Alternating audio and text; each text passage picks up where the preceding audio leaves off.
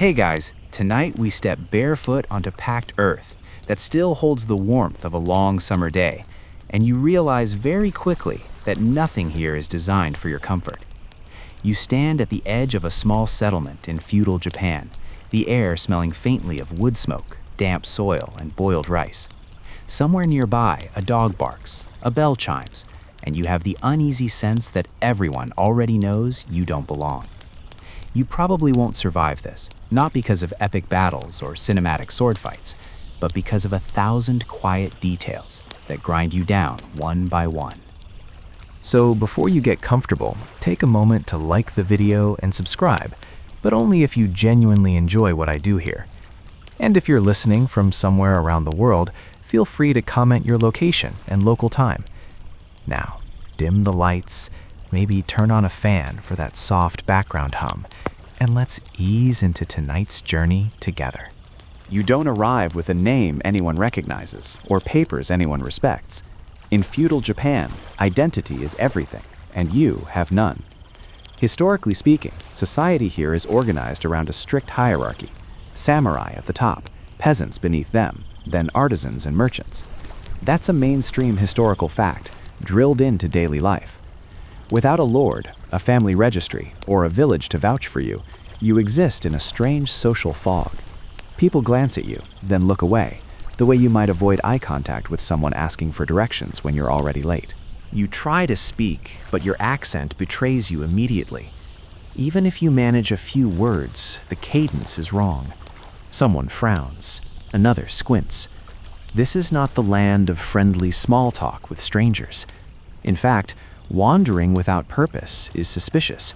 Historians still argue whether local authorities were more afraid of bandits or of people who simply didn't fit into the system. But either way, you trigger quiet alarm bells just by standing there. Your clothes don't help. They're clearly not right. Wrong fabric, wrong cut, wrong everything. In feudal Japan, clothing is a kind of social ID card. Farmers wear practical garments made from hemp or rough cotton, often patched and faded. Samurai wear layers that signal rank and allegiance. You, on the other hand, look like you got dressed in the dark at a costume shop that specializes in mistakes. It's funny for about 3 seconds, then it becomes dangerous. You feel hunger already, that low, dull ache that reminds you this is not a place of constant snacks. Rice is the staple food, and for most people it's eaten in measured amounts. Calories are precious. A typical peasant diet includes rice, millet, vegetables, and maybe fish if you're lucky. Meat is rare, partly due to Buddhist influence discouraging the killing of animals. There's a quirky historical tidbit here. For long stretches of Japanese history, eating four-legged animals was frowned upon enough that people used euphemisms, calling boar mountain whale, to feel less guilty about it. You smile at the thought, then realize you're not getting any mountain whale tonight. You take a step forward and your foot sinks slightly into mud. Roads are not paved the way you expect. Even near settlements, paths are uneven, rutted by carts and rain.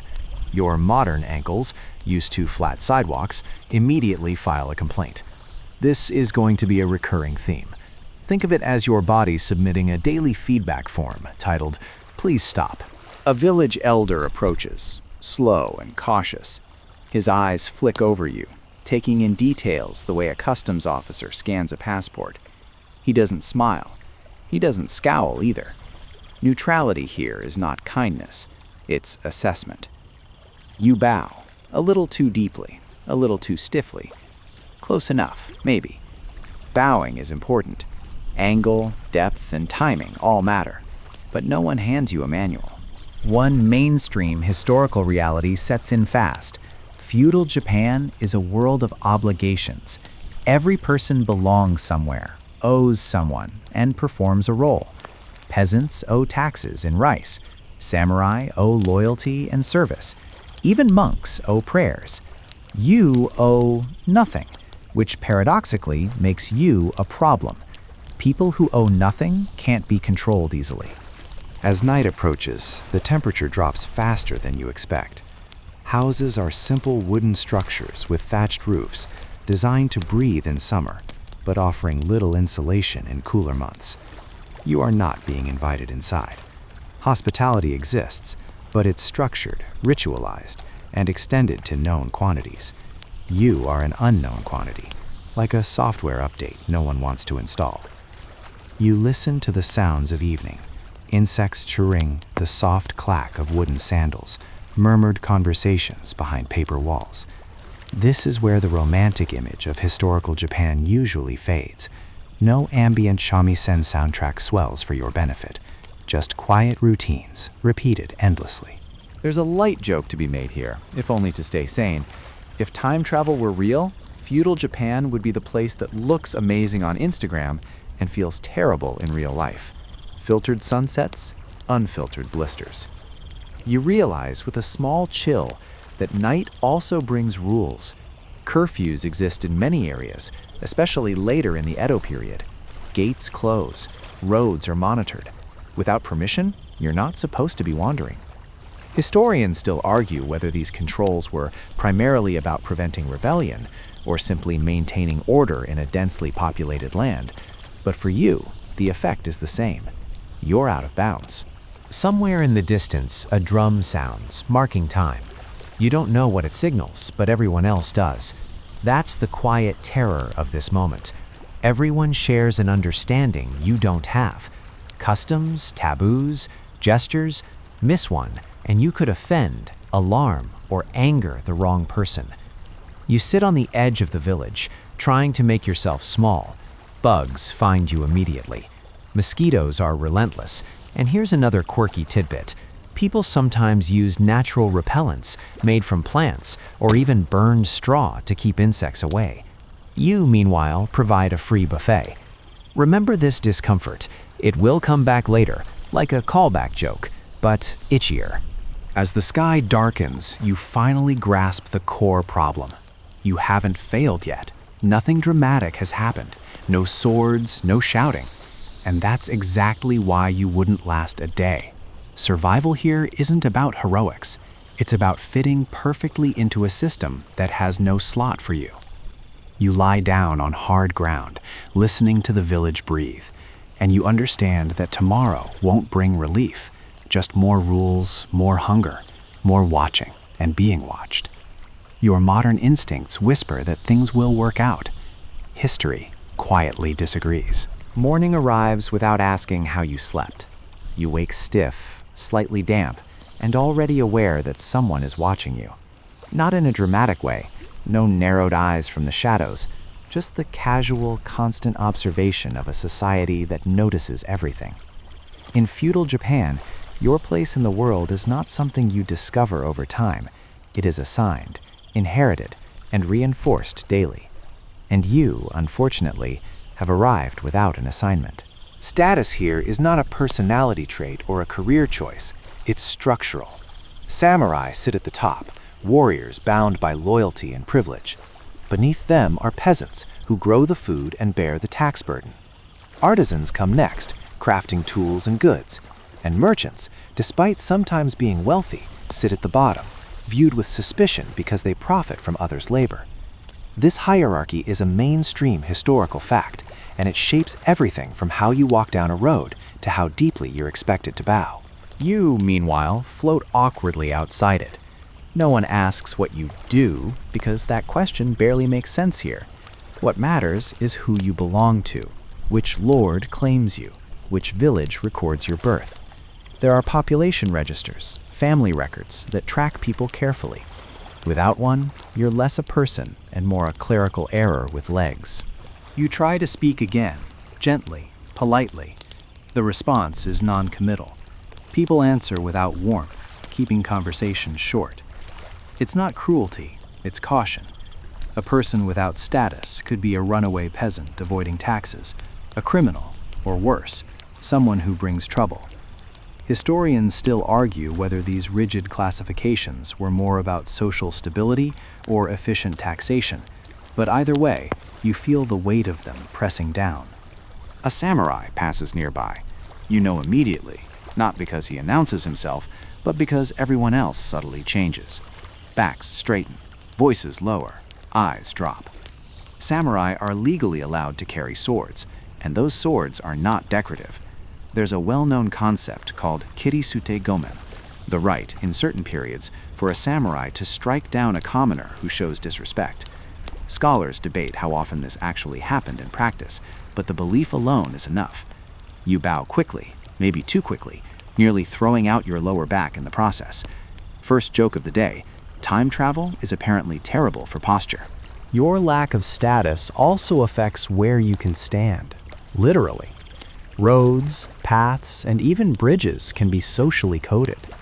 Stepping aside for someone of higher rank isn't politeness, it's survival. You hesitate a second too long, and someone clears their throat sharply. Message received. You move. Food distribution follows the same invisible rules. Meals are not casual gatherings. Rice is measured, stored, taxed, and tracked. Peasants often eat twice a day, not 3 times, and portions are modest. You have no claim to any of it. Asking would be rude. Taking would be theft. You realize that hunger here isn't just physical, it's bureaucratic. There's a quirky historical detail that makes this even harder to swallow. Rice isn't just food, it's currency. Samurai are paid in rice stipends. Taxes are assessed in rice. Wealth is measured in koku, the amount of rice needed to feed one person for a year. You, sadly, are worth 0 koku. That's not an insult, it's an accounting fact. You consider finding work, but even labor follows status lines. A peasant works land tied to a village. An artisan trains for years under a master. Merchants operate within networks and licenses. Showing up and saying, "I'm a fast learner," is not the winning pitch you think it is. Second light joke. Your resume is extremely short and mostly says confused. Gender expectations layer onto this structure. If you're male, you're expected to perform physically demanding labor without complaint. If you're female, your roles are even more constrained, tied closely to household duty and obedience. Family units matter deeply, and individual desire matters very little. Marriage, inheritance, and reputation are tightly controlled. Historians still argue how much agency women truly had across different regions and eras, but what's clear is that freedom looks very different here. You notice how children behave, quiet, observant, already practicing the social choreography. They know who outranks whom. They know when to speak and when to disappear. You envy them briefly, then remember they didn't choose this either. There's another subtle problem with having no status. Punishment doesn't always require guilt. Villages operate under systems of collective responsibility. If one person commits a crime, neighbors might be punished too for failing to prevent it. This encourages intense social pressure to conform. You are by definition non-conforming. That makes you a liability. Someone suggests, politely but firmly, that you should move on. Where, exactly, is unclear. Borders exist not just between domains, but between acceptable identities. Travel often requires permits. Checkpoints exist. Without papers, you risk detention or worse. Third joke, gently offered. It's like trying to board a flight with no passport, no ticket, and the wrong species. Religion reinforces status as well. Shinto rituals tie people to land and ancestors. Buddhism offers moral frameworks that support acceptance of one's place. You don't share the local gods, the local ancestors, or the local rituals. You clap at the shrine, slightly offbeat. It's a small thing, but small things accumulate. As the day wears on, you feel the exhaustion that comes not from work, but from vigilance. Every gesture is monitored. Every interaction carries risk. You're not persecuted, exactly. You're simply unsupported. The system isn't designed to kill you. It's designed to ignore you until you disappear. And that's the quiet truth settling in now. Your status isn't low, it's undefined. In feudal Japan, that might be the most dangerous position of all. You fade into the margins, hungry, tired, and increasingly aware that survival here depends less on strength or intelligence and more on being exactly what the system expects. You are not. Hunger stops being a background sensation and becomes the main character of your day. It's there when you wake, there when you stand, there when you think.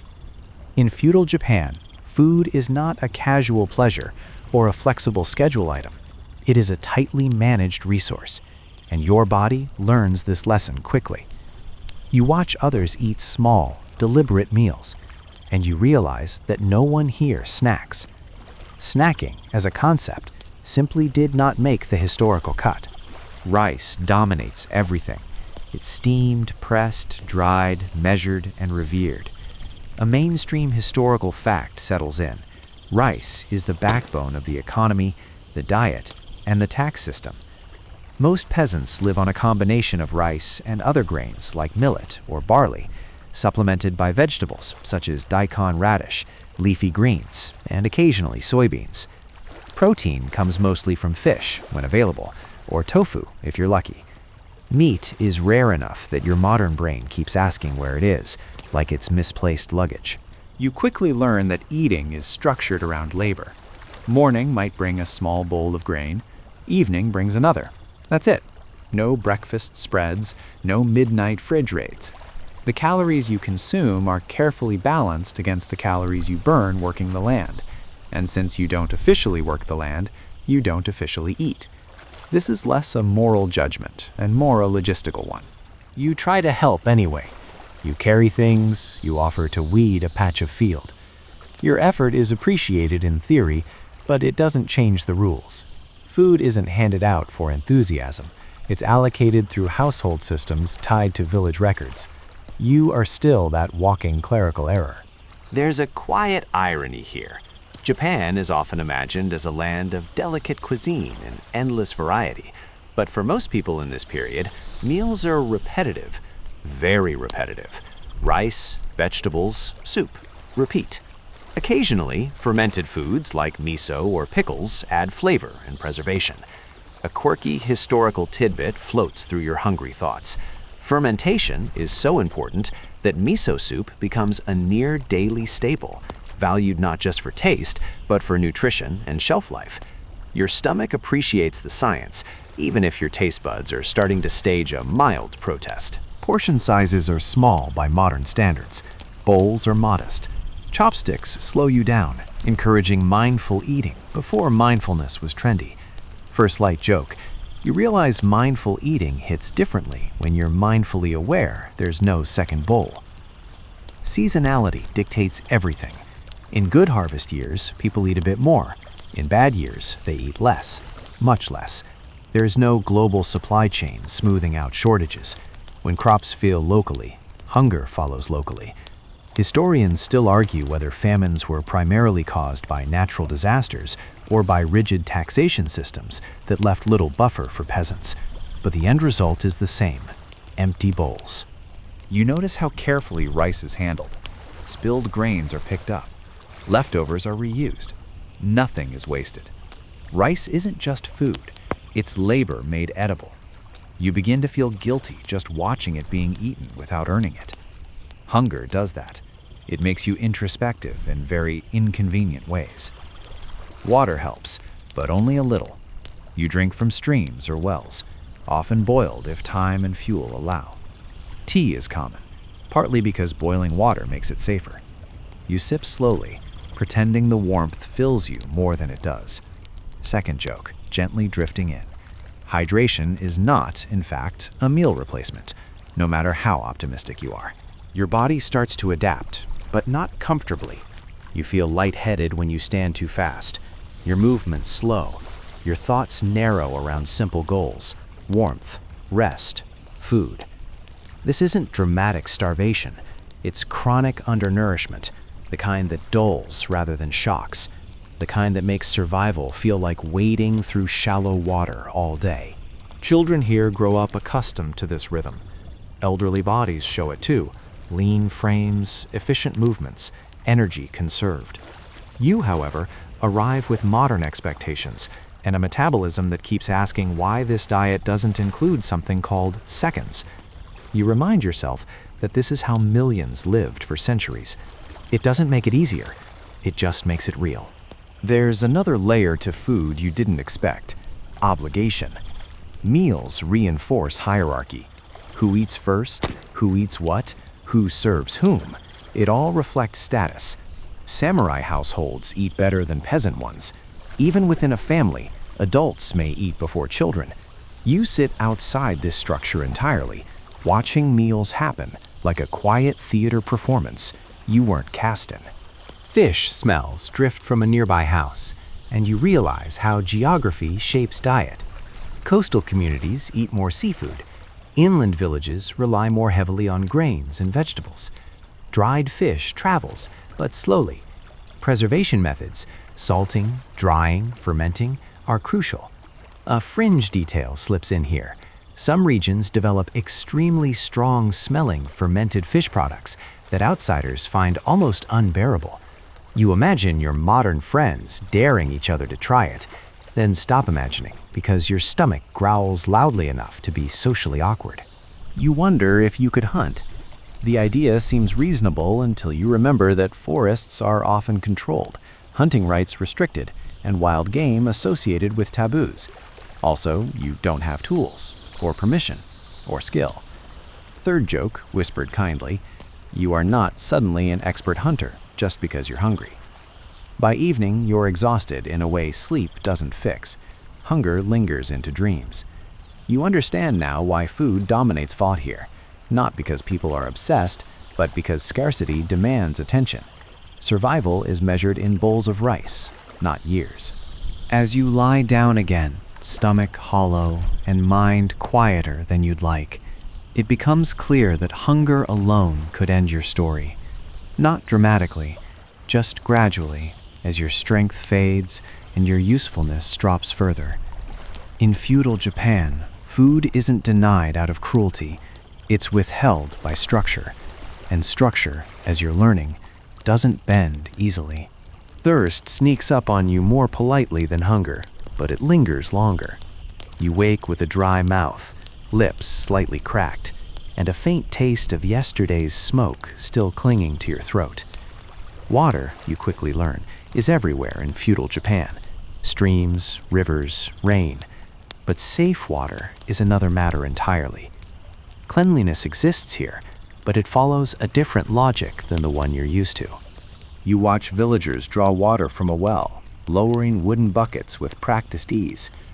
Wells are communal, shared resources, and they're treated with a quiet respect.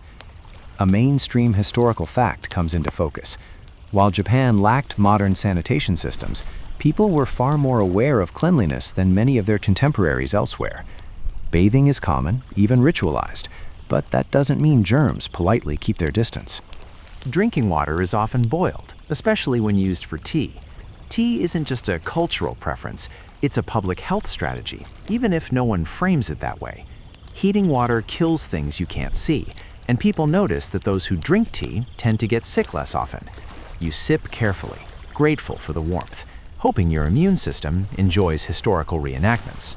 Latrines are simple, often little more than pits or wooden structures set away from living spaces. Waste is not flushed away to nowhere, it's collected. Here's a quirky historical tidbit. Human waste, known as night soil, is valuable fertilizer. Farmers collect it, transport it, and apply it to fields. From a recycling perspective, it's impressively efficient. From a you grew up with indoor plumbing perspective, it's deeply unsettling. You step carefully, watching where you put your feet, suddenly very aware of gravity and sandals. Hand washing exists, but soap, as you know it, is rare. Ash, sand, or plain water do the job as best they can. You rinse your hands frequently, aware that this is less about sterility and more about visible cleanliness. Germ theory is centuries away. Historians still argue how much people understood about disease transmission versus simply following tradition. But either way, illness spreads quietly. Bathhouses appear inviting. Steam rises. People soak, scrub, and relax. You feel hope for about 5 seconds. Then you realize these baths are communal. The water is shared. Everyone bathes in the same tub, one after another. It's socially normal and culturally important, but your modern brain whispers concerns it picked up somewhere between a science class and a travel blog. First light joke. You miss your private shower like it was a close friend. Bathing happens after washing, not instead of it. People clean themselves outside the tub, then soak.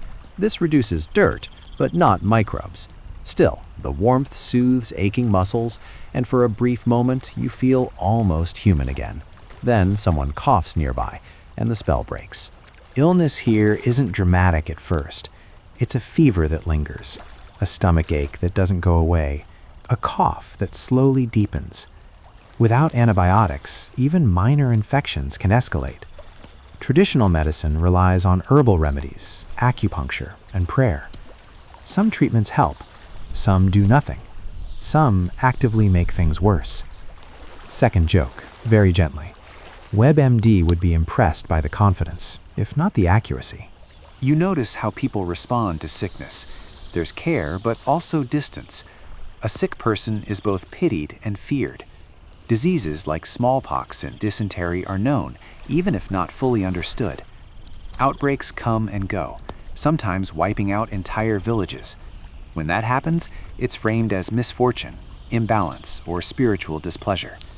Historians still argue whether responses to epidemics were more pragmatic or spiritual, but the lack of effective treatment is undeniable. You feel a slight chill one evening, then another the next morning. Is it fatigue? Hunger? Something else? You can't tell. That uncertainty becomes its own stress.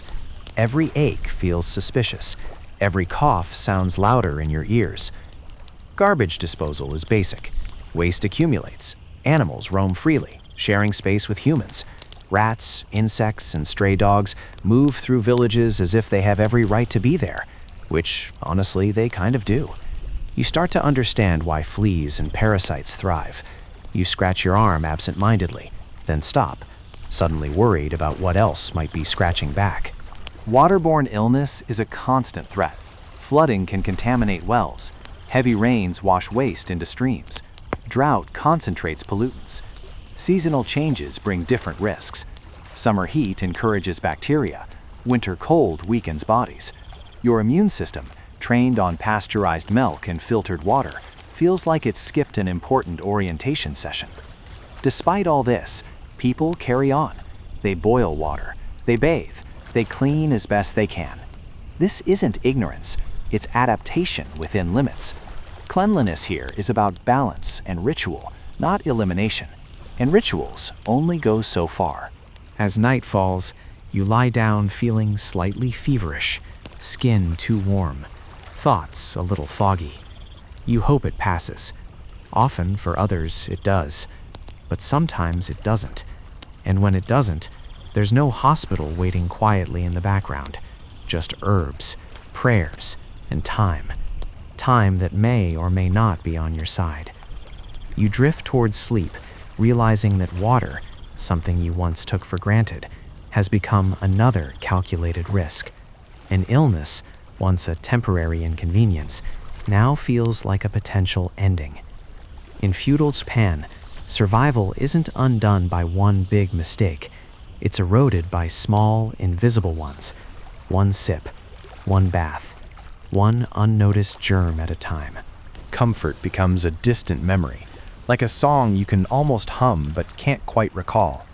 You wake shivering, not because it's especially cold, but because the night air has found every thin place in your clothing.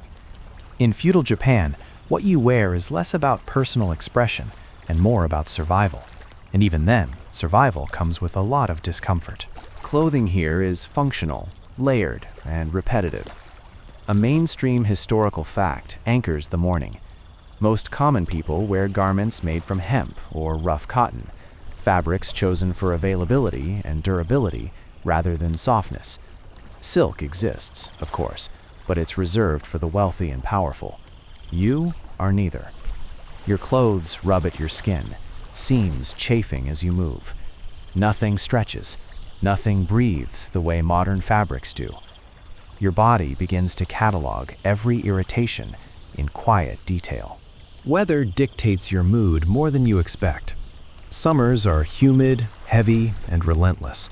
Sweat soaks into fabric and doesn't evaporate easily. Winters are dry and biting, especially indoors. Houses are built to release heat in summer, not retain it in winter. Insulation is minimal. Firewood is precious. You learn quickly that being indoors does not mean being warm. Second joke of the day arrives softly. The concept of cozy has not yet been invented. You watch others adjust layers with practiced ease. Sleeves are rolled, collars loosened, garments retied. Clothing here is modular. People adapt because they've grown up doing so. You fumble with knots, retying them 3 times before accepting that good enough is the historical standard. Footwear deserves special mention. Straw sandals, or waraji, are common. They're light, cheap, and not designed for comfort. They wear out quickly and offer little protection from cold, stones, or mud. Your feet ache constantly. Blisters form, then harden. You develop a new walking style that minimizes pain, which is not flattering and definitely not efficient. First light joke, you've invented a gait that could only be described as historically inaccurate limping. Rain changes everything. Roads dissolve into slick channels. Clothing becomes heavy when wet and takes forever to dry. There's no waterproof jacket waiting in a backpack. People use straw rain capes, which work surprisingly well, but smell like wet hay. You borrow one briefly and feel like an anxious scarecrow on vacation. Seasonal extremes test everyone, but especially newcomers. In summer, insects thrive. Mosquitoes buzz relentlessly, attracted to exposed skin and sweat.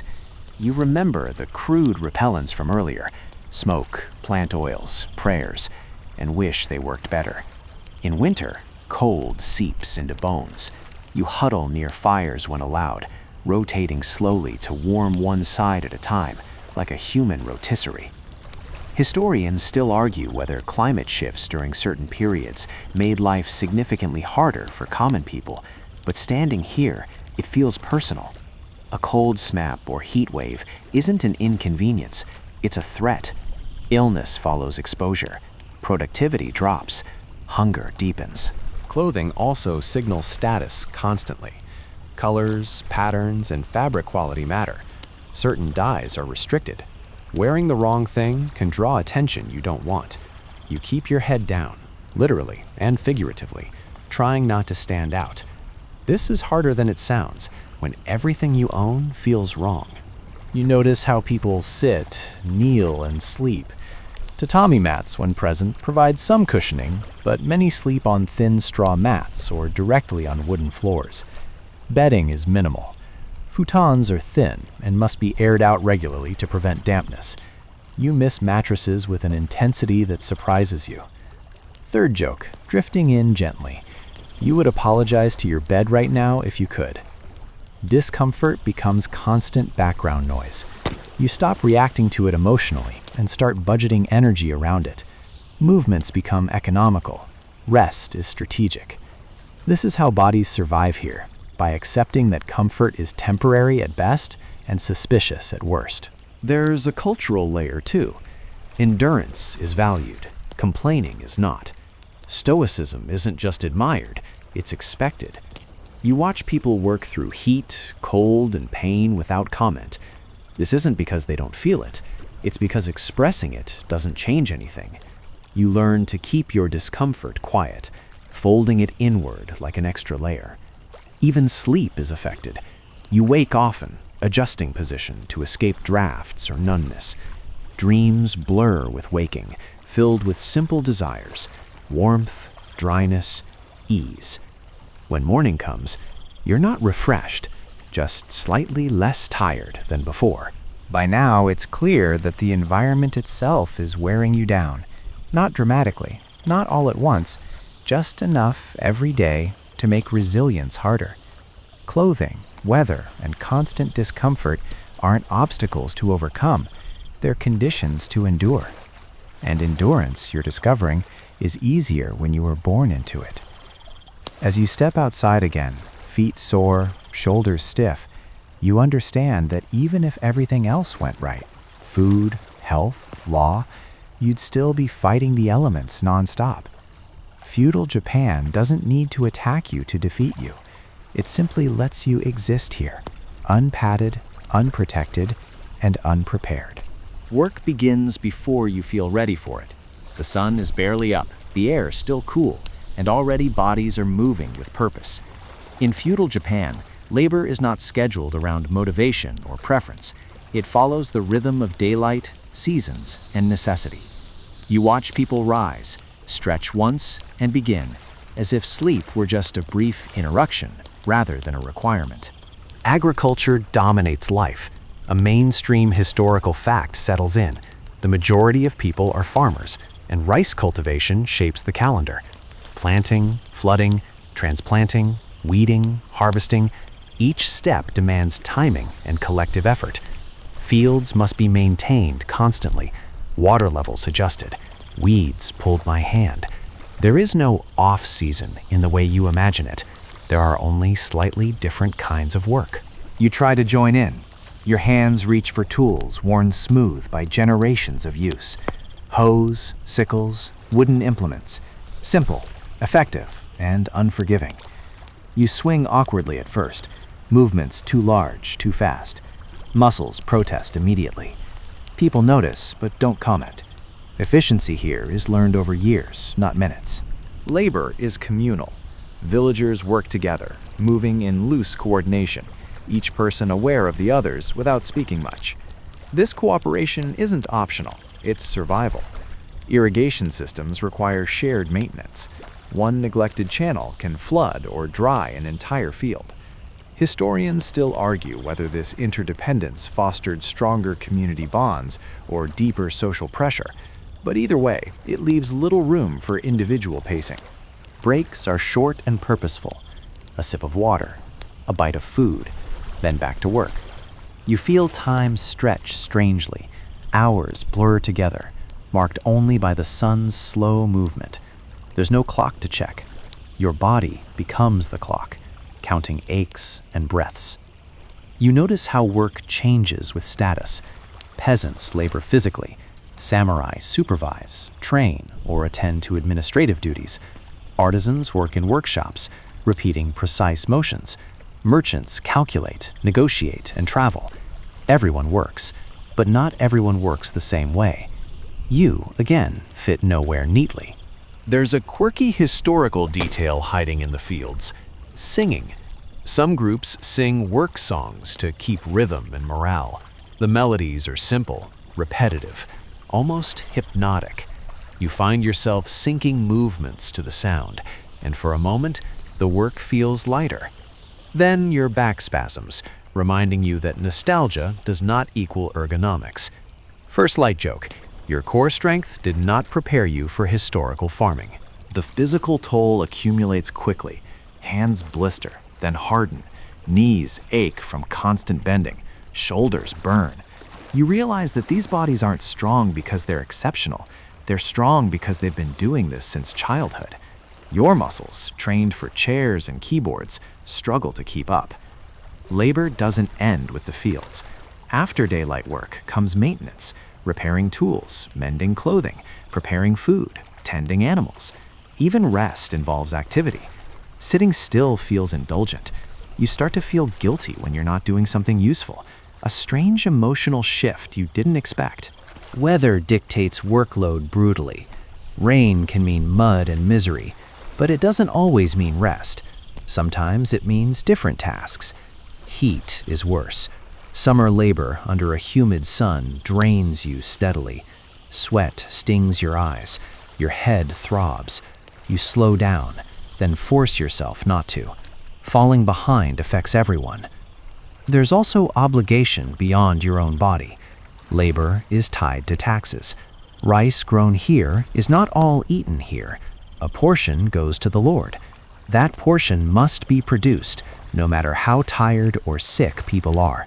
You begin to understand why hunger and exhaustion walk hand in hand. Second joke slips in quietly. You now understand why hard work builds character was invented by people who did not plan to stop working anytime soon. Children work too. Not all day, not always the same tasks, but they contribute. They fetch water, scare birds, help in small lays. Play exists, but it's woven between responsibilities. Childhood here is not a protected bubble. It's a training ground. You notice how injuries are treated casually. A cut is wrapped, a sprain is rested if possible, then work continues. There's little margin for full recovery.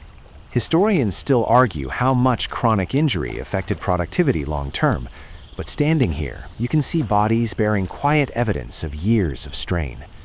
By evening, you're exhausted in a way that sleep barely touches. Your muscles hum with fatigue. Your mind dulls. You eat what little you can, then collapse. This is the rhythm. Wake, work, eat, sleep. Repeat. Days blur. Weeks threaten to. And here's the quiet realization. You are not failing because you're weak. You're failing because this system assumes a lifetime of conditioning. It expects your body to have been shaped by this work since youth. Dropping into it now is like joining a marathon at mile 20 with no training. As you lie down again, listening to the sounds of others settling in, you understand that work here is not a means to an end. It is the structure of life itself, and it doesn't care if you're tired. It will be waiting in the morning, unchanged, demanding the same effort, the same endurance, the same quiet acceptance. Authority reveals itself quietly at first, then all at once. You sense it in the way conversations lower when certain figures approach, in the way paths clear without a word being spoken. Law in feudal Japan is not an abstract concept written somewhere far away. It's present, embodied, and immediate. And it doesn't ask for your understanding before it acts. Justice here is local. A mainstream historical fact becomes unavoidable. Villages are often governed internally, with headmen responsible for order, taxes, and discipline. Above them sit officials appointed by regional lords, and above them, the domain authorities. This layered system works efficiently when everyone knows their place. You, unfortunately, still do not. Rules are not always explained. They're assumed. Customs dictate behavior as much as written edicts do, and violating either can bring consequences. You watch a man scolded sharply for stepping out of line during a public task. No formal trial, no debate, just correction, swift and public. It's meant to deter, not to rehabilitate. Punishment ranges widely. Minor offenses bring fines, labor, or public shaming. More serious ones bring beatings, exile, or execution. What surprises you most is how collective responsibility works. Entire households, or even whole villages, can be punished for the actions of one person. This isn't cruelty for its own sake, it's control. If everyone suffers, everyone polices everyone else. Historians still argue whether collective punishment was more effective at preventing crime or simply suppressing dissent. But standing here, you feel its weight. People are cautious, not because they're virtuous, but because the cost of misbehavior spills outward. You feel this pressure immediately. Every mistake now carries imagined consequences. You hesitate before speaking. You double-check gestures. You bow again, just in case. First light joke, you've never been this polite in your entire life, and it's still probably not enough. There are laws about movement, work, clothing, and speech. Many are unwritten but firmly enforced. Curfews exist. Weapons are restricted. Disrespect towards superiors is dangerous. Even accidental slights can escalate. You remember the concept of Kiri-suta gomen from earlier, and while scholars debate how often samurai actually exercised this right, the possibility alone shapes behavior. Fear doesn't need frequency, it needs credibility. Public order is valued above individual fairness. If an example must be made, it will be. You witness a man bound and led away after an accusation. You don't know the full story. No one discusses it openly. Silence here is not agreement, it's survival.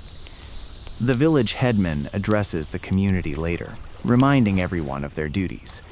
His tone is calm, almost gentle. That's what unsettles you most. Authority doesn't shout. It assumes compliance. The expectation is that everyone understands the consequences already. You realize that innocence doesn't protect you. Documentation does. Witnesses do. Status does. Without these, you are vulnerable. If accused, you have little recourse. There's no presumption of innocence as you know it. Confessions are valued. Compliance is expected. Resistance is suspicious. There's a quirky historical detail that lingers uncomfortably.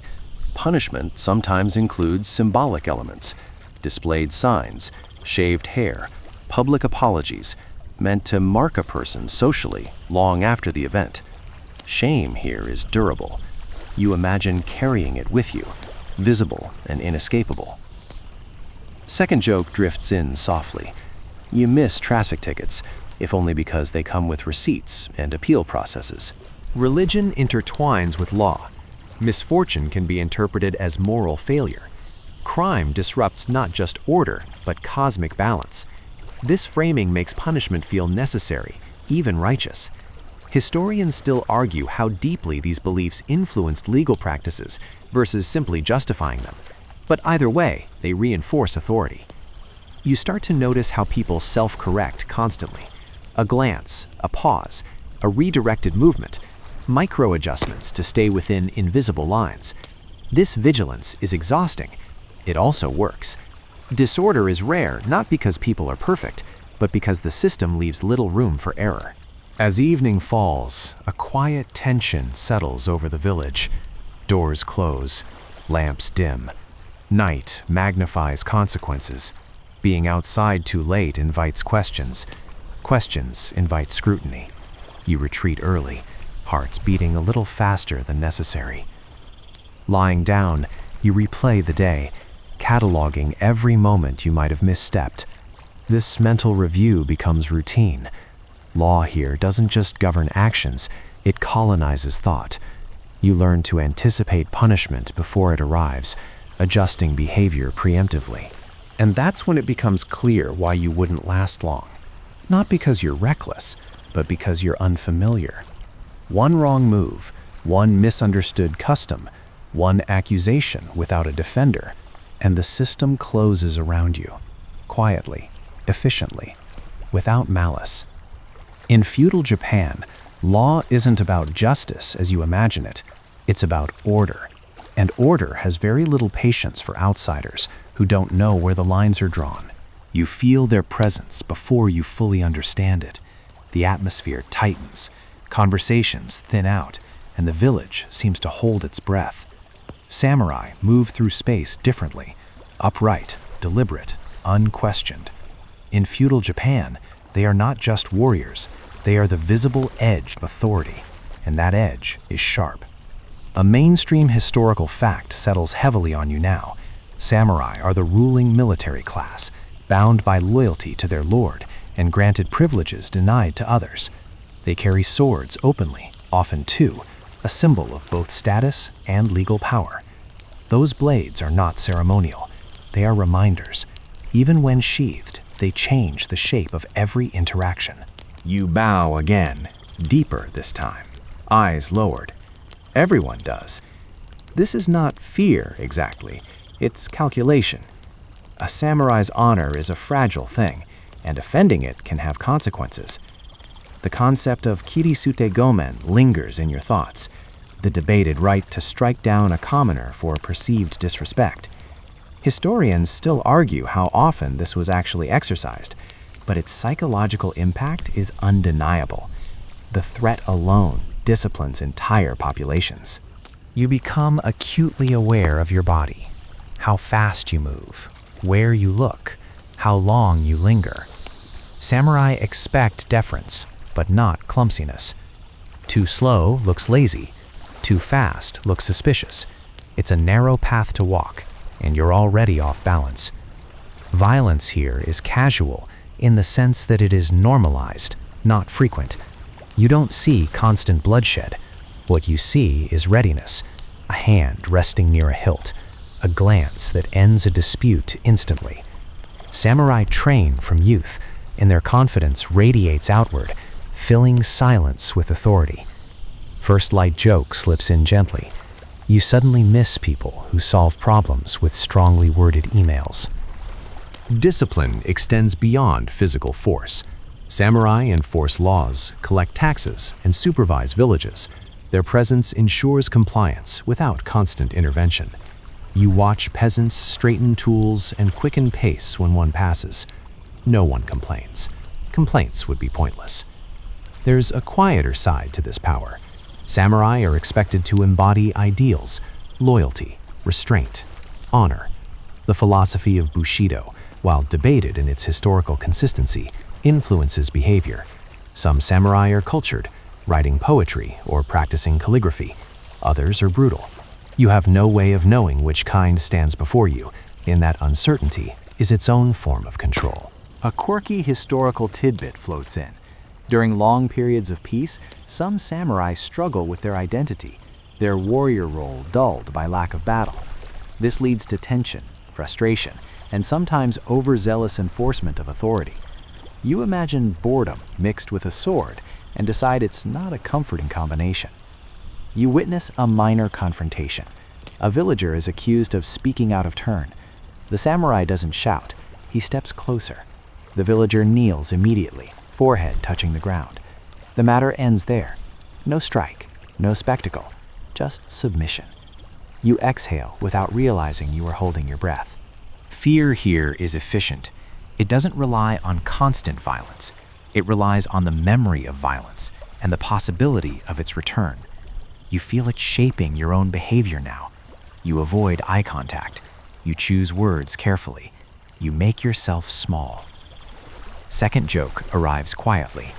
You've never been this aware of your facial expressions, and you'd really like to stop auditioning for most respectful person alive. Samurai authority also limits movement. Checkpoints, travel permits, and inspections are enforced by armed men. Without documentation, you risk detention. Samurai decide on the spot what to do with you. There's no customer service desk, no appeal button, just judgment. Religion and violence intertwine here too. Samurai often see their role as maintaining cosmic order. Punishment restores balance. Mercy is optional. Historians still argue how much spiritual belief versus political necessity drove this worldview. But for you, the distinction doesn't matter. The result is the same. You start to understand that survival depends not on avoiding all samurai, but on navigating their presence flawlessly. One misread cue, one poorly timed movement, and your story could end abruptly. Not heroically, just suddenly. As evening approaches, the village relaxes slightly. Samurai retreat to quarters or continue on patrol. The tension eases, but it never fully disappears. It can't. Authority here is not an occasional visitor, it's a constant shadow. You lie down later, replaying encounters in your mind, analyzing every bow and pause. Violence may be rare, but its possibility is always close. That awareness keeps you alert, compliant, and deeply tired. In feudal Japan, power doesn't need to shout. It walks softly, wearing swords. And you learn, very quickly, that staying alive means never forgetting who holds them. Belief settles around you like mist, soft, pervasive, impossible to brush away. In feudal Japan, religion isn't a separate activity scheduled for certain days. It's woven into daily life, shaping how people explain fear, fortune, and misfortune. You don't just live here. You exist among gods, spirits, and ancestors who are always watching, always listening. A mainstream historical fact comes quietly into focus. Most people practice a blend of Shinto and Buddhism. Shinto ties them to place, shrines, kami, ancestral spirits connected to rivers, trees, and villages. Buddhism offers frameworks for suffering, impermanence, and rebirth. Together, they provide explanations when logic runs out. You find that comforting until you realize you don't fully know the rules. Shrines appear everywhere. Small ones tucked beside paths, larger ones anchoring villages. You see people pause, bow, clap twice, bow again. You copy them, slightly out of sync, hoping the gods appreciate effort over accuracy. First light joke drifts in. You are spiritually enthusiastic, but rhythmically challenged. Rituals mark transitions, births, deaths, seasons, disasters. They're meant to maintain harmony between the human and spirit worlds. When things go wrong, crop failure, illness, accidents, the explanation often lies in imbalance or offense. Someone forgot a ritual. Someone angered a kami. Someone brought impurity. You glance inward briefly, wondering if time traveler counts as impurity. It probably does. Fear here isn't always loud. It's subtle, habitual. You notice how people avoid certain places after dark. Old trees are given space. Rivers are treated with respect. Spirits are believed to linger where deaths occurred, where boundaries blur. You don't scoff. After everything else you've experienced, unseen dangers feel entirely plausible. There's a quirky historical tidbit that sticks with you. People sometimes carry small protective charms, omamoni, from shrines. They're meant to guard against illness, accidents, or bad luck. You would very much like one, though you suspect explaining your situation to a shrine priest would take more time than you're allowed. Illness takes on spiritual meaning quickly. A fever might be treated with herbs and rest, but also with prayer. A lingering sickness raises questions. Has someone been cursed? Is there unresolved spiritual unrest? Historians still argue how often spiritual explanations replaced practical ones versus existing alongside them. But in practice, people hedge their bets. Pray and treat. Ritual and remedy. You attend a local ceremony, standing at the edge, careful not to intrude. Drums beat slowly. Incense curls upward. Words are spoken you don't understand, but the tone is calming. For a moment, your anxiety eases. Then you realize that participation implies belonging, and belonging implies accountability. You shift back a step. Death is handled with solemn ritual. Bodies are prepared carefully. Spirits are guided onward. Ancestors are honored regularly. You feel a strange pang knowing that if you died here, your spirit might not know where to go. No ancestors waiting, no household altar, just confusion, even in the afterlife. You didn't plan on being cosmically homeless. Superstition fills gaps in knowledge. Certain days are unlucky, certain directions avoided, certain actions postponed. You learn to ask before doing anything unfamiliar. Better to wait than to risk offending forces you can't see. This caution slows everything down, but it also creates a shared sense of order. You notice how children are taught these beliefs early. Stories of spirits and consequences shape behavior.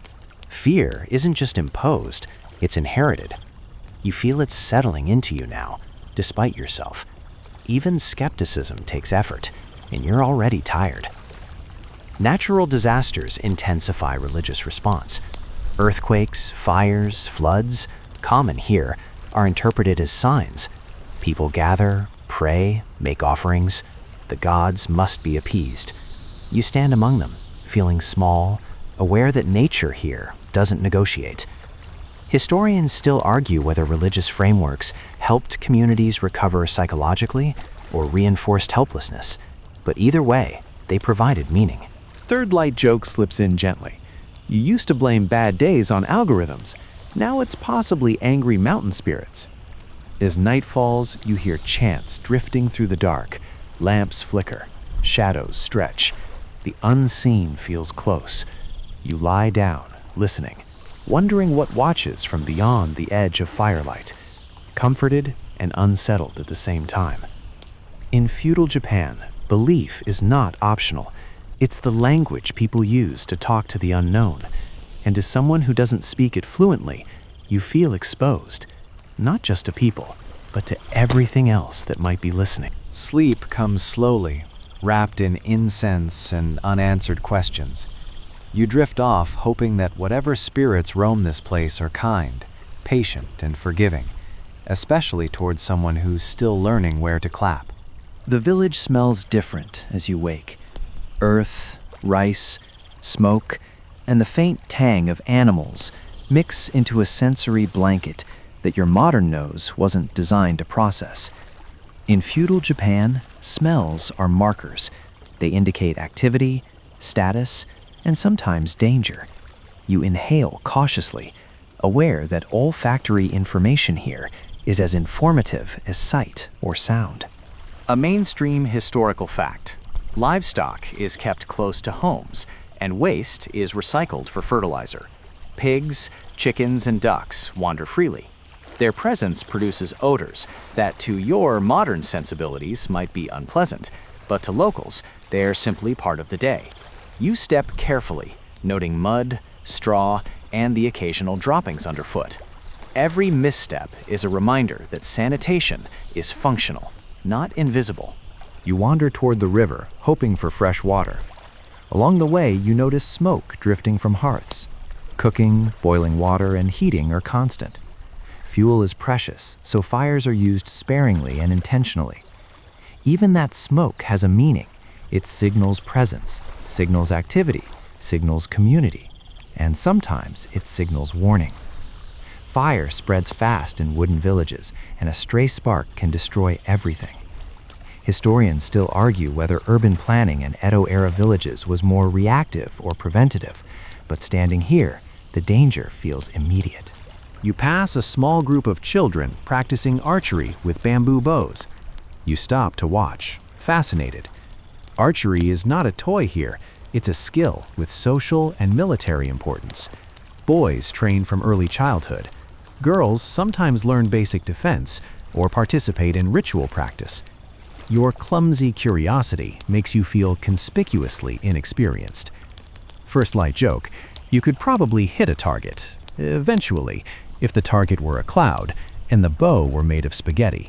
The river itself carries more than water. Washed-down detritus, organic matter, and seasonal silt create a living ecosystem you can see, smell, and sometimes taste accidentally. Fish are caught here for daily meals. Nets and traps are communal property or regulated by the Lord. You notice how carefully lines are drawn, even in these natural spaces. Boundaries, rules, and oversight permeate everything. Hunting is another structured activity. Permission is required. Weapons are regulated. Poaching is punished severely. You think briefly about modern convenience stores, then immediately regret it.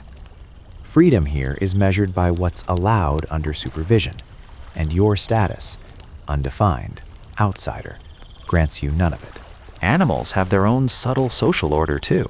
Dogs follow paths, pigs root in mud, and birds avoid human interaction just enough to survive. You realize quickly that even wildlife contributes to social stability by reinforcing daily routines. Chickens wake you, pigs remind you of your chores, birds signal changes in weather. This might seem mundane, but it is part of survival. You are constantly reminded that the natural world here is not passive. There's a quirky historical detail you notice. In some villages, cats were kept not for companionship, but to control rodents that threatened rice stores. People appreciated them quietly, giving them scraps, but their work mattered more than their personality. You envy the cat's freedom briefly, imagining a life unconstrained by rice quotas and authority figures. Labor continues, layered and endless. You notice that tending to animals, gathering firewood, and assisting with irrigation are part of one unbroken cycle. Each action feeds the next. Miss one link and something falters. Historians still debate whether this interconnectedness strengthened community resilience or simply increased social pressure. But for you, it feels relentless. Your body aches in new ways. Knees, back, hands, muscles you didn't know existed complain loudly. Carrying buckets of water, moving straw mats, bending to tend crops or clean pens, every movement is a small negotiation with gravity and endurance. Second joke, if this were a gym, you would have canceled your membership years ago. Disease waits quietly in the background. Animals carry parasites, streams carry bacteria, Even friendly-looking plants can make you sick if misidentified. Knowledge is survival. You have none. Observing, mimicking, and hoping to avoid mistakes becomes your constant task. Mistakes are expensive, sometimes invisible. As night approaches, the village quiets. Animals settle, fires dim, the river hums softly. You feel the subtle relief of routine. Even discomfort is predictable, and predictability is a kind of comfort. Still, your mind is restless. Every sound is analyzed. Every shadow carries potential consequence. You lie down again, muscles stiff, stomach only partially satisfied, heart slightly faster than needed. Animals stir in the dark. You recall lessons of hierarchy, labor, and authority. Survival here isn't dramatic, it's cumulative. Every choice, every movement, every observation matters, and your status, or lack of one, amplifies the stakes. In feudal Japan, nature is not neutral. It is part of the system. Rivers, animals, seasons, even smells contribute to order and survival. Ignorance or inattention is dangerous. You are learning, slowly, painfully, that this world is a network of interlocking rules, expectations, and rhythms, and you are still an outsider. The village is alive with sound as dawn creeps in, but it is a different kind of noise than the one you are used to. Here, every creak, whistle, or call has purpose. Birds signal the approach of day. Children practice footsteps to avoid startling elders. Doors open and close with care. In feudal Japan, sound is measured, intentional, and often functional. You quickly learn that making the wrong noise can be as dangerous as making the wrong move. A mainstream historical fact: villages often rely on auditory signals for communication. Bells, drums, and horns mark time, announce events, or warn of emergencies. You hear a distant tolling that signals the start of work or a communal gathering. You step lightly, trying not to disrupt the invisible cadence of the village, aware that rhythm here is both social and regulatory. People speak softly, politely. Loudness is not a sign of passion. It is a breach of decorum. Raising your voice draws attention. In your modern world, noise can be expressive, even therapeutic. Here, it is risky. You realize quickly that every syllable, every laugh, every cough is monitored, not in a paranoid sense, but in a structured way. Historians still argue whether strict control of sound in villages was more about discipline or practicality, but from your perspective, it's a daily exercise in restraint. Animals add layers to this soundscape. Chickens cluck softly, pigs grunt, dogs patrol their own territories. Even the wind has a voice, rustling rice paddies or rattling roofs. You start to notice subtle variations, the difference between a warning crow and a casual caw, the sound of water lapping against the wooden supports of a bridge. Your awareness sharpens, your senses overcompensating for your lack of familiarity with the world's rhythms. Labor contributes constant background noise. Hose scrape soil, buckets slosh, tools click. Work songs hum through fields, unifying effort and marking time. There's a quirky historical tidbit. In some villages, rhythmic chanting or singing reduces perceived fatigue and improves coordination. You hum along poorly, embarrassed, but slightly comforted by the repetition. First light joke. Apparently, you're terrible at teamwork songs, but your enthusiasm counts for something.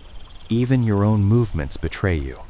The way your sandals scrape stones, your hands brush straw awkwardly, the sighs that escape your lungs, they all mark you as an outsider. You adjust constantly, learning the softest way to move.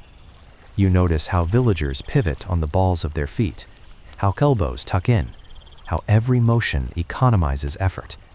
You try to mimic it. Muscles protest.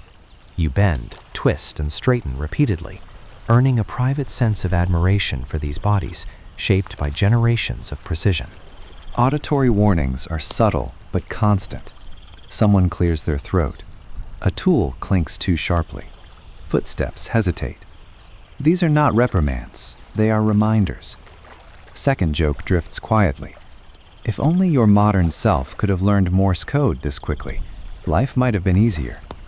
But here, interpretation is instinctive, not learned from textbooks. Silence is as significant as sound. When a samurai approaches, conversation halts. Children freeze mid-step. Even animals adjust their behavior. You understand that silence signals respect and compliance. It also signals observation. Standing quietly, you feel the weight of invisible attention pressing down. Every pause, every lack of noise becomes a statement. Religious observances contribute to sound as well. Bells mark prayer times. Chants echo across temple grounds. Incense burners hiss softly. You participate, unsure of your accuracy. You bow, clap, and nod in rhythm with others, experiencing a strange mixture of anxiety and calm. Mistimed actions could be disrespectful, but your sincere effort seems to carry weight. Historians still argue whether ritual mistakes were socially consequential or largely symbolic, but the caution instilled in you is real. By mid-morning, fatigue begins to set in. Your body aches, your ears are sensitized. Even small sounds feel amplified. You realize that in a society where noise is controlled, auditory fatigue is subtle but real. You feel the pressure of living in a world where your mistakes can be overheard, interpreted, and judged. Your brain catalogs every sound, every pause, every accidental noise for future correction. Even leisure follows rules of sound. Conversations are hushed. Play is gentle. Music, if present, is structured. Humor exists, but it is muted, shared with discretion. Third joke whispers into the narrative. You never thought you'd envy library shushing, but here it is, deeply relatable. As dusk falls, the village quiets again. Fires are lit, doors close, animals settle. You notice the shift from active sound to gentle background hums, the creek flowing, the wind in the rice stalks, the occasional distant call. It's a living lullaby, and you, like everyone else, must move within it carefully, learning to live without disturbing the fragile balance. By night, sound becomes a survival guide. Footsteps, whispers, rustling leaves, distant drums, they all carry meaning. You listen constantly, aware that misinterpreting one could have consequences. The village has its own language, spoken in tone, rhythm, and volume, and you are only beginning to understand it. In feudal Japan, sound is authority, warning, and ritual all in one. It is subtle, pervasive, and exacting. And for someone with no status, no training, and modern expectations, it is yet another obstacle to endurance. Trade and economy sneak up on you in quiet, almost invisible ways. You wander past small stalls and marketplaces, expecting something like modern chaos, but what you find is deliberate movement, structured exchange, and unspoken rules. In feudal Japan, commerce exists, but it operates under a web of restrictions and hierarchy that you are only beginning to grasp. A mainstream historical fact: markets, or ichi, are usually scheduled and regulated by local authorities. Merchants sell textiles, pottery, food, and tools, but the flow of goods is tightly controlled. Certain commodities require licenses or permission from lords. You realize that even simple transactions are political acts, embedded in a system that monitors both buyer and seller. You fumble, offering coins incorrectly or gesturing oddly, and immediately feel the heat of subtle judgment. Currency itself is a study in precision. Coins are scarce in rural areas. Bartering dominates. Rice often serves as money in kind. Payment is exacting. You try to pay for a simple bowl of pickled vegetables and nearly offer the wrong amount, though the merchant corrects you with a small, firm gesture that communicates patience and mild irritation simultaneously. Historians still argue how widespread monetary literacy truly was among peasants, but from your perspective, missteps are immediate and visible. Trade is not just about material goods. Information moves through marketplaces as well. Gossip, rumors, and announcements travel alongside rice, cloth, and pottery. You catch phrases about distant villages, samurai movements, or upcoming festivals. Knowledge here is currency, almost as valuable as any coin. You listen carefully, trying to sort fact from exaggeration, aware that misinterpretation could mark you as an outsider. Merchants occupy a curious position in society. They are necessary, yet considered socially inferior to samurai and even artisans in some respects. You observe the tension between usefulness and low status. It's subtle, but ever present. A wealthy merchant may live better than a poor samurai, yet social respect remains complicated. Second joke drifts softly. Your understanding of social hierarchy just got a pop quiz you weren't ready for. Goods are seasonal. Fresh vegetables and fruits, fish, and even crafts appear only at certain times. Supply depends on weather, harvest success, and regional trade routes. You realize that modern expectations of constant availability are impossible here. Patience is not optional, it is survival. Waiting for the right season is not a lesson, it is reality. Bartering teaches you humility fast. You offer something and must accept what is offered in return. Haggling is less about profit and more about balance. Too aggressive, and the merchant may refuse. Too passive, and you are taken advantage of. Your modern sense of negotiation feels clumsy. You practice small interactions and realize that social perception governs trade as much as value does. There are fringe practices as well. Some merchants use small charms or lucky tokens to attract customers. Others perform brief rituals to bless goods. You smile quietly, appreciating the mix of superstition and business acumen. Your modern cynicism is challenged here, suspended temporarily for practicality. Goods themselves are designed for durability and efficiency. Pottery is thick, baskets are woven tightly, and tools are repaired repeatedly. Waste is minimized. You begin to see that scarcity and sustainability are built into the economy, not enforced as policy, but emerging naturally from necessity. Traveling merchants carry more than goods. They bring news, stories, and skills from distant places. Encountering one is both opportunity and risk. You listen eagerly, but every interaction carries a subtle expectation. You must behave correctly, show respect, and understand limits. Misreading any element could provoke offense. Even children participate, learning the mechanics of exchange early. They carry small items, observe calculations, and practice politeness. Commerce doubles as education, training future adults in patience, numeracy, and observation. Watching them, you feel both envy and despair. They are molded by the system. You are struggling against it. By evening, the marketplace quiets. Merchants tally accounts, store wares, and prepare for the next day. The rhythm of exchange slows, but the lessons linger. You lie down later, reviewing every transaction and overheard tidbit, realizing that survival here requires more than strength or endurance. It demands perception, adaptability, and attention to social nuance. Trade in feudal Japan is not optional. It is structured, subtle, and exacting. Missteps do not just cost money, they cost reputation, access, and occasionally safety. You recognize that your modern expectations of convenience, abundance, and fairness are liabilities in a world that measures value differently. As night falls, you reflect quietly. Every coin, every barter, every transaction you observe today reinforces one truth. This is a system built for people who understand its rhythm. Outsiders stumble.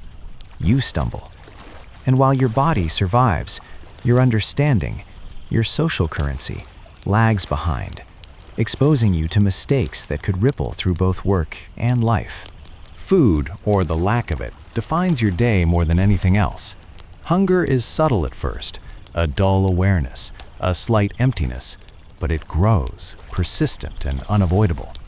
In feudal Japan, meals are small, repetitive, and seasonal.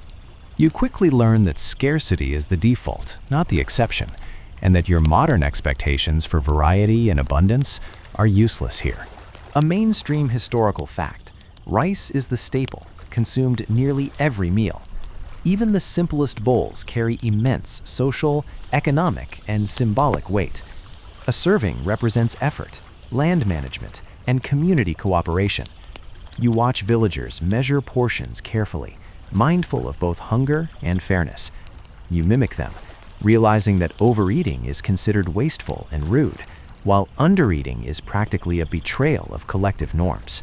Vegetables supplement rice: turnips, daikon, cabbage, beans. Fish appears when available, preserved through drying or pickling. Meat is rare for peasants, largely restricted to celebrations or privileged households. You nibble cautiously, learning the tastes, textures, and seasonings that are culturally familiar but foreign to your palate. First light joke drifts in softly. Your microwave skills have prepared you for nothing, not even a humble bowl of rice and pickles. Preparation is deliberate. Meals are simple but require multiple steps: washing, cutting, soaking, cooking over wood fires. You try to assist, fumbling with knives and pots, aware that mistakes could ruin the food or even cause injury. Someone gently corrects your grip. You comply. Preservation is equally vital. Rice is stored carefully to prevent mold. Fish is dried on racks. Vegetables are pickled in brine or fermented in barrels. This is necessity disguised as technique. Historians still argue whether preservation methods were primarily driven by resource scarcity or culinary preference. But standing here, it is impossible to ignore their efficiency. You marvel at the ingenuity, but are also keenly aware that these skills take years to master. You notice the social dimension of food. Sharing and portioning are not just practical, they reinforce hierarchy and community. Elders eat first, children eat last. Guests are offered the best portions. You feel awkward balancing gratitude with timeliness, unsure if bowing while picking up chopsticks is sufficient etiquette. Second joke drifting quietly. Apparently, table manners in feudal Japan are both invisible and mandatory. Meals are brief but intentional. People eat slowly, chewing thoroughly, speaking sparingly. The act of eating is meditative, connecting you to the rhythm of life.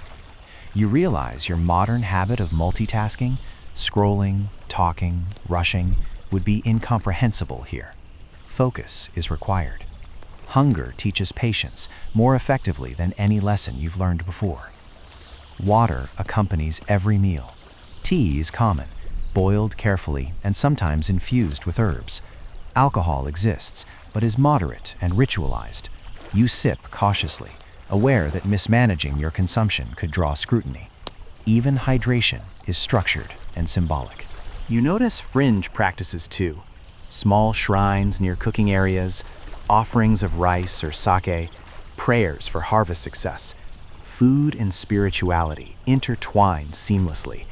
You feel a strange comfort in this connection, even as your body protests from irregular meals. Hunger sharpens senses, but it also humbles. Every bite is precious. Every meal is a small miracle. By afternoon, the slow accumulation of fatigue and minor hunger aches becomes tangible. Your body hums with low-level protest. Stomach growls, head throbs, limbs ache. You try to adjust, taking small sips of water, resting briefly, learning the rhythms of intermittent energy. Your modern muscle memory is useless. Your historical one is undeveloped. Illness is never far behind. Malnutrition, even mild, weakens the immune system. Combined with constant labor, exposure to elements, and scarcity of clean water, you feel vulnerable. You remember previous sections: the heat, the cold, the unsanitary water, the physical toll, and realize how tightly all factors interconnect. Hunger is not isolated. It amplifies everything else. Evening meals are quieter. The day's work weighs heavily. Conversations are soft. Children eat quickly. Elders chew deliberately. You mirror them, though your unfamiliarity with both etiquette and taste makes you painfully aware of your outsider status. Third light joke whispers in. You are really bad at rice portion control, and apparently, that is historically offensive. As night falls, The body demands rest, but hunger complicates sleep. You feel sharp pangs despite earlier meals. You remind yourself that this is normal, that villagers endure similar discomfort daily, often with more resilience. You also realize that one missed step, overwork, illness, a mismanaged ration, could compound these effects, turning minor discomfort into genuine crisis. The rhythm of survival is relentless. In feudal Japan, food is more than sustenance. It is social order, ritual, survival, and subtle education all in one. Your body reminds you that nothing about modern convenience applies here. You are learning to eat, to chew, to ration, to observe, and to survive, not because you want to, but because the system requires it. And your inexperience shows clearly in every movement, every bite, every glance. By night, lying down on a thin mat, stomach partially filled and muscles humming complaints, you understand that food defines more than health. It defines behavior, attention, etiquette, and endurance. And for someone unaccustomed, it's as relentless a teacher as work, authority, or belief. Traveling beyond your immediate village reveals an entirely new set of challenges. Roads are not the smooth, maintained highways you're used to. Instead, they are narrow paths of dirt and stone, winding through forests, mountains, and rivers, often subject to weather and erosion. In feudal Japan, moving from place to place is both physically demanding and socially regulated. Every step carries weight, and every encounter can have consequences. A mainstream historical fact: travel requires permission in many regions. Checkpoints, or sekisho, are manned by samurai or officials who enforce restrictions, collect tolls, and verify documents. Without proper authorization, movement is not just inconvenient, it's illegal. You approach one of these posts and notice how villagers bow deeply, present papers, and answer questions with precision. You fumble with the unfamiliar etiquette, feeling conspicuous and anxious. Historians still argue how often these checkpoints were strictly enforced versus ignored in practice, but the risk feels real in the moment. Roads themselves are treacherous. Uneven stones, muddy paths, sudden river crossings, and seasonal floods create constant hazards. You trudge along, balancing buckets, sacks, or tools, aware that missteps could result in injury. Even minor wounds can become serious when medical care is limited. Second joke drifts in softly. You are quickly learning that your modern running shoes would have been considered magical artifacts here. Travel is slow. Distances that seem trivial to you take hours, sometimes days, to traverse. You rest briefly on riverbanks or under trees, observing local flora and fauna. Insects swarm. Snakes occasionally sun themselves on rocks. Birds dart above, their calls signaling changes in weather. The environment is alive in a way that demands constant attention. You realize that distraction isn't just inconvenient, it's dangerous. Local customs extend beyond villages. Each domain has its own rules, traditions, and social norms. You bow differently depending on regional practices. Certain gestures are respectful in one area and offensive in another. Small mistakes are magnified because you are an outsider. First light joke: apparently you're bad at regional diplomacy and rice etiquette simultaneously. Trade routes add complexity. Merchants, traveling samurai, pilgrims, and peasants all share the roads. Each group follows its own rhythm. Conflicts are rare but possible. You observe disputes over passage, tolls, and goods. Resolution is quick and often final. Silence, deference, and attention to hierarchy are your only protection. You also notice the subtle economy of favors. A kind word, a shared tool, or a small offering can ease travel. Reciprocity is expected. You offer what little you have: water, a respectful bow, careful attention, and are accepted. Learning these unspoken rules is exhausting, but necessary. Quirky details surface along the way. Stone markers indicate distance to the next village. Small shrines appear at intersections, warning travelers or seeking protection. You step lightly past them, unsure whether bowing is sufficient or required. Historians still debate whether these roadside shrines primarily served spiritual, social, or navigational functions, but for you, ignoring them feels risky. Food on the road is sparse. You carry dried rice, pickled vegetables, or small fish if you're lucky. Water must be gathered carefully, preferably from flowing streams rather than stagnant pools. You eat frugally, rationing each bite. Hunger here is constant, but managed, and overindulgence can disrupt the delicate balance of travel. Sleep is precarious. You find shelter in inns, small houses, or under lean-tos. Futons are thin, floors are hard. Fires are shared, small, or absent. You wake often, listening for movement, checking shadows, remembering authority, animals, and spirits. Travel magnifies vulnerability. You learn quickly that fatigue multiplies every danger and slows reaction time. Even the weather is unforgiving. Rain turns paths into mudslides. Snow hides landmarks and slows progress to a crawl. Wind chills you when you are wet or exposed. You adjust constantly, layering clothing, covering food, and securing belongings. Every action is calculated. Mistakes can be costly, not only physically, but socially, if you arrive late or disrupt local norms. By night, exhausted and weary, you reflect on the day. Travel is more than movement. It is endurance, perception, and social skill combined. You are reminded again why you wouldn't last a day without preparation. Not because the roads are long, but because every detail of movement, interaction, and vigilance is intertwined with the rhythm and expectations of the world around you. In feudal Japan, travel is a negotiation with nature, society, and hierarchy all at once. Each journey demands awareness, patience, and humility. One misstep, linguistic, social, or physical, could have consequences that ripple outward. And for someone unaccustomed to this environment, the road itself becomes a teacher, relentless and unforgiving. You lie down later, muscles aching, mind alert with cautionary notes, stomach light but sustained. Sleep is brief and punctuated by dreams of rivers, checkpoints, and watchful eyes. You realize that even rest on the road is guided by strategy, because survival here is never passive. Every movement, every pause, every choice shapes the day's outcome. By now, fatigue is more than physical. Your mind carries the weight of everything you've seen and felt: labor, authority, ritual, hierarchy, travel, and scarcity. Each day blends into the next, and each lesson compounds. In feudal Japan, survival is a sum of countless small decisions, each with visible or invisible consequences. You sense this acutely as you attempt to navigate the final stretch of the day.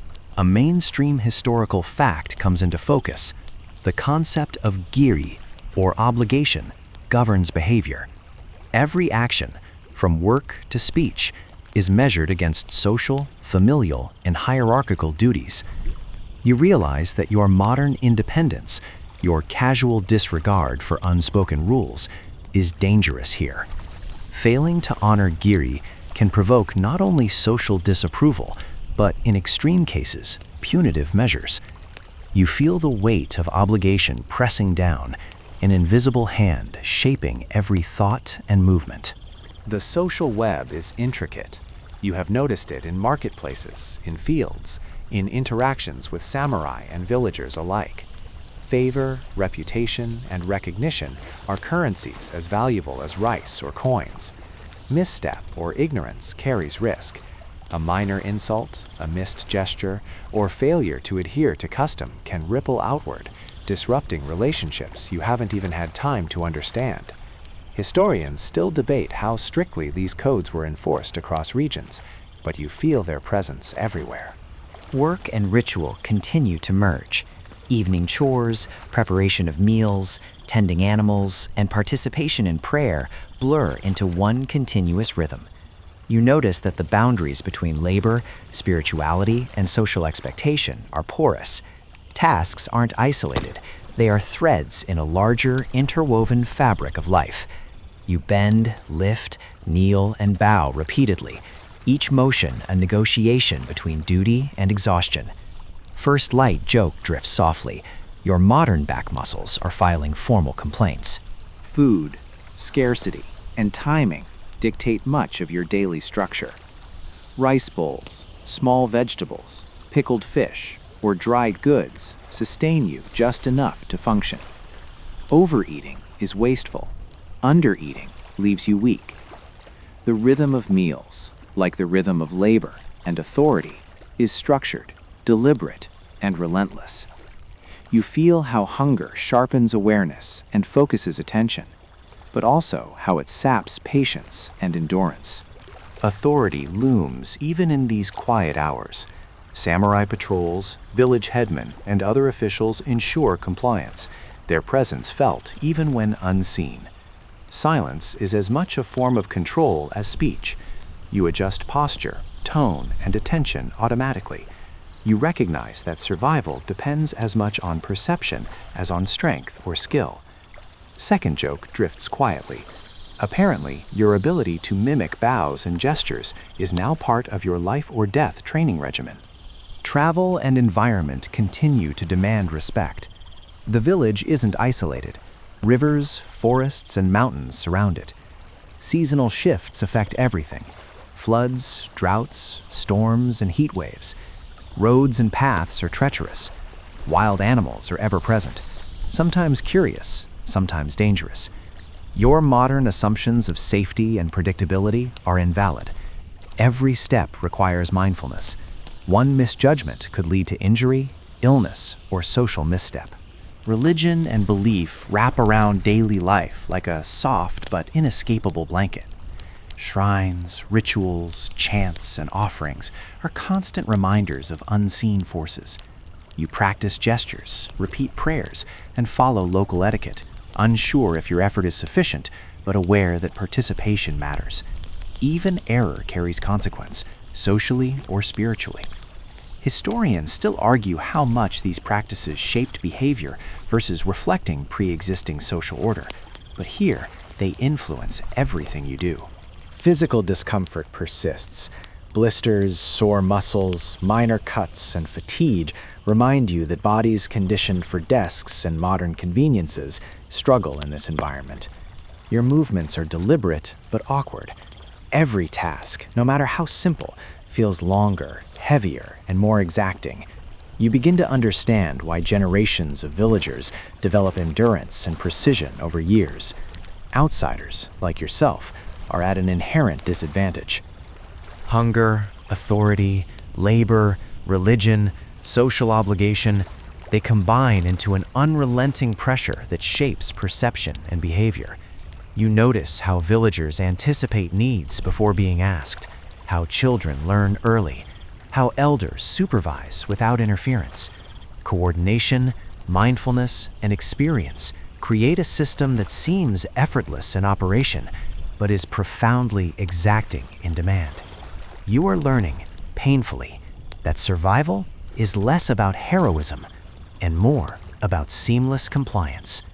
Finally, as night descends, you settle onto a thin mat surrounded by the quiet hum of the village. Fires burn low, animals rest. A gentle breeze stirs leaves and incense. You reflect on the day, the week, the cumulative lessons: labor, authority, hierarchy, belief, travel, scarcity, and the subtlety of social and environmental cues. Your body aches, your mind is alert, and yet there is a strange comfort in the rhythm. You have endured, just barely, and in doing so, glimpsed the extraordinary discipline that shapes life here. Now, allow yourself to drift. Let your mind release tension slowly. Imagine the soft glow of lamps fading into darkness, the quiet rustle of rice stalks, and the distant murmur of water along a riverbank. Each breath is gentle. Each exhale releases weight. Even hunger, fatigue, and worry fade as your awareness narrows to soft, rhythmic sensations. The village continues in its calm, measured way, and you are part of it only in observation, only in thought. Nothing demands immediate response. The world slows. Your body, so tested today, softens. The rhythm of life continues outside you, and you need only lie and breathe. Let eyes close. Let muscles loosen. Let thoughts drift to quiet images of lanterns swinging in the wind, of forest paths bathed in moonlight, of rivers shimmering under stars. The day's lessons are absorbed, not as stress, but as gentle knowledge. You survived this day in imagination, and that is enough. Now let yourself sink deeper into comfort. Feel the tension in your back and shoulders soften, each breath washing through you like a gentle tide. Your eyelids grow heavy, your limbs relax, and your thoughts float slowly, untethered from the day's pressures. Imagine the scent of wood smoke drifting from a distant hearth, the faint chirping of insects settling into night, and the gentle lap of water along a riverbank. Every sound, every sensation is soft, measured, and calm. Picture yourself walking slowly along a quiet path, the rice fields swaying softly in a gentle breeze, lanterns glowing faintly along the edges. You move without rush, without concern, observing the rhythm of life around you, noticing how every movement flows naturally. Feel the warmth of a small fire nearby, the subtle fragrance of incense curling in the air, the comforting presence of community, even if you remain a silent observer. Let each image bring tranquility, not tension. As your mind drifts, release every worry, every imagined misstep, every tension held in muscle or thought. Imagine them dissolving like morning mist under the sun. You are safe. You are still here. The village, the landscape, the quiet routine, all exist as calm companions, guiding you gently into rest. Let your breath slow further, your heartbeat settle, and your body sink deeper into softness. Allow the distant rhythms of feudal life to lull you, not with fear or urgency, but with gentle, patient cadence. Every detail, every lesson absorbed, now settles quietly into memory, as if tucked away in a safe, warm corner of your mind. Drift easily, gently, knowing that the day is done and the night holds only calm. Sleep now, slowly and deeply, as the world around you moves softly and endlessly into night. End of script. Sweet dreams.